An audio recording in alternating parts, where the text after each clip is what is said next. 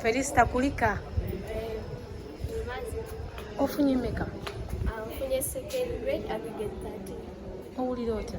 Owulira bulungi kubanga wali era abatazifunye. Obadde osobera kufuna meka? Nze mbadde nsaba Mukama zonna zanampa zonnatwala. Zonna zebadde oyagala Mukama akoyadde. Wabadde oyagala first grade oba second grade oba third grade? Mukama era zampadde zentwala. Ki kyozzaako oluvannyuma lw'okuba nti omaze P7? Kyenzizaako era katigenda mu second. So era nsaba abantu bonna oba olina basari osobola eddiipa oba abalopaleria foundation bebaza nnyo okumpa basari eno okola mpaka bwemaze nekola PLE bebaza nnyo era mbagala nnyo. Obubaka ki bwa bato banno abali eyo abatudde naawe ebibuuzo? Obubaka bwembawa bebaze nnyo Mukama obawezeza abawadde yadde gye muyise mugume naye nga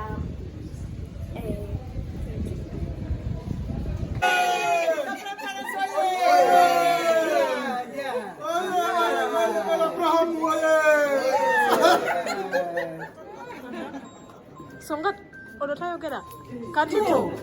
How are you feeling? What's your name? Job. How are you? What is the name of our school? The name of our school is the Rich Junior School.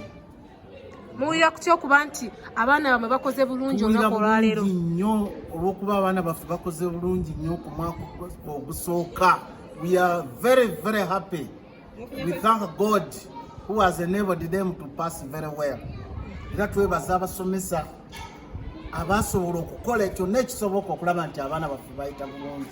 Twebaza director olw'okuteekamu ensimbi ne tusobola okusomesa abaana obulungi ennyo abaana baffe. Twebaza nti tebatuswazizza ng'ate gwe mwaka gwabwe ogusooka. We thank God for that. Baticha tubeebaza era tukubiriza abazadde batuwa abaana bangi omwaka guno tusobole okubasomesa bayite bulungi ekibiina ekyomusanvu. Mulina UNEB center oba temulina?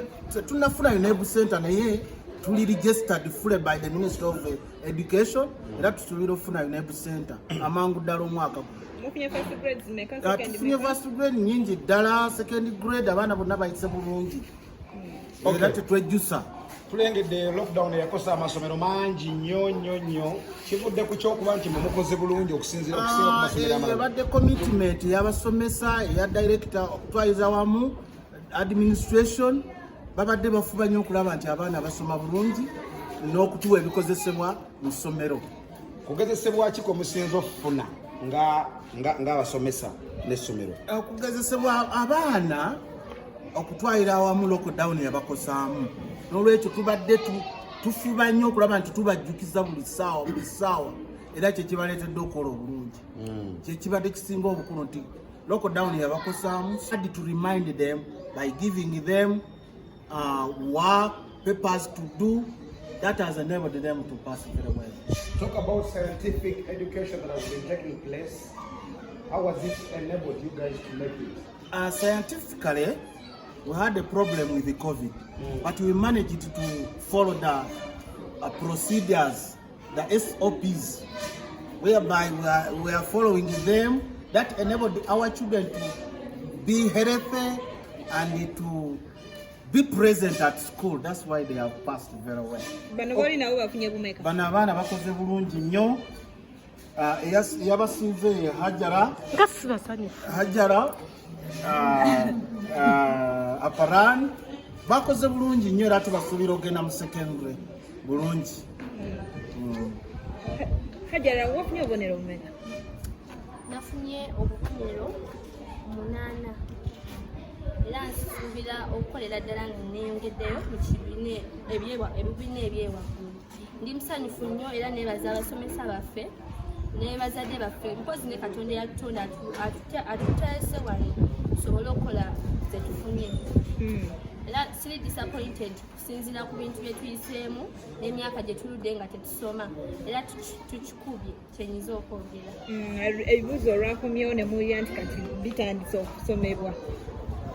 Feelings otya kuba kyetumanyi obadde waka? nabadde afraid somehow naye era nateredde kozi nabadde shuwa ku kyenakola naye nkimanya kyenakola kyali kituufu ate era nkyekkiririzaamu neeterera mu mutima ne mwoyo. Wafunye bumeka? Nafunye 10. Nebaza Mukama ku ekyo kubanga nabadde suubira kufuna 10. And I thank God for all my teachers, and I thank God for all our directors, and I thank God for all our teachers. That's all. Manyako. Amanya nze Bambale John. Nafunye 11. Singa kwebaza Mukama kubanga singa sibe singa tetwasobodde kukola bulungi. Nebaza director waffe kubanga agenze extra miles okulaba nga tulina buli kimu kyetwetaaga. Nebaza n'abasomesa baffe kubanga olumu twali tusoma kusinga abasomesa bavaamu late. Abamu ekuwa ze bayitamu the road is not safe. Kyakuwa science waliwo yaddayo ewaka ababbi ne batayinga omwana atakima naye ekyamuyamba waliwo abantu. So mwe tubeebaza bonna abasomesa baffe etwala obudde bwabwe n'amaanyi gaabwe gonna agokusomesa.